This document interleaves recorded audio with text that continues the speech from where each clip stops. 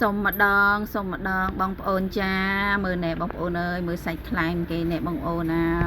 បងគាត់អ្នកលក់សាច់មាន់បងប្អូនអើយគាត់ហៅឲ្យទៅលេងផ្ទះគាត់ក៏ម្នាក់តិចមកនេះណាពេញផ្ទះហ្មងមានតាំងពីម្ជូរប្រហិតមាន់ដុតអុយណាណៃបងប្អូនអើយច្រើនណាស់នេះនិយាយពីថាខ្ញុំវិញបានចូលចឹងវិញយោអររេះអស់ហើយនេះត្រូវមកកំប៉ុងពីកពិតអីនេះឡើងមាត់ឡើងបិទមាត់អត់ចិត្តទេនេះមិនតាន់មានមកនៅកំពុងតេទៅ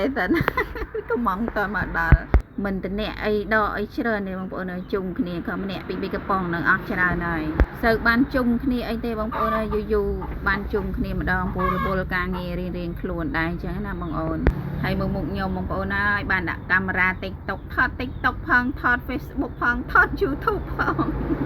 នៅតអត់ល្បីសោះបងប្អូនថតតមុខខ្មៅដល់មុខសឡើងមុខខ្មៅវិញហើយអត់ល្បីសោះអត់មានលុយសោះ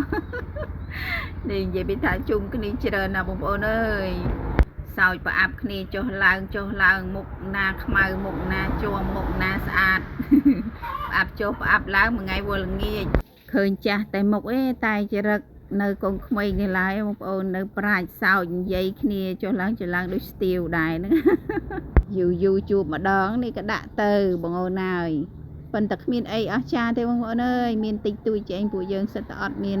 លុយដែរហ្នឹងបងប្អូនមិនមានលុយចិត្តដាក់តុកដាក់អីចឹងទៅជួបជុំគ្នាបានច្រើនចឹងណាតែនេះអត់សូវមានលុយទេបងប្អូនអើយម្នាក់តិច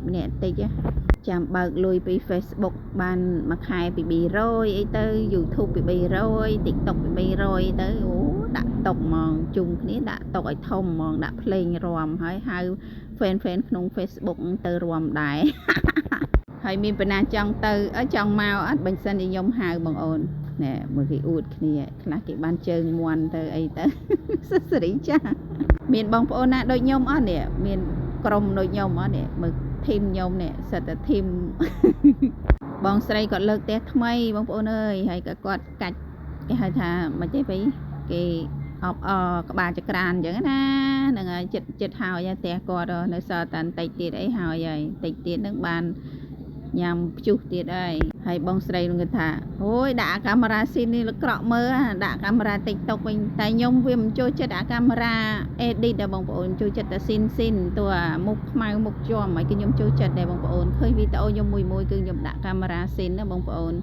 ដាក់កាមេរ៉ាស៊ីនជួនកាលទៅ AI វាមើលមុខយើងច្បាស់ចឹងដល់ពេលកាមេរ៉ា TikTok វារៀងព្រិលបងប្អូនស្អាតមែនតែវាអត់សូវច្បាស់ណាមុខយើងវាស្អាតតែអីវ៉ាន់ដែលយើងថតនឹងវាអត់សូវច្បាស់នឹងឥឡូវនេះគឺចូលប្រហែលកែវនេះមួយក៏មុខឡើងនេះដែរអរគុណច្រើនបងអូនជួបគ្នា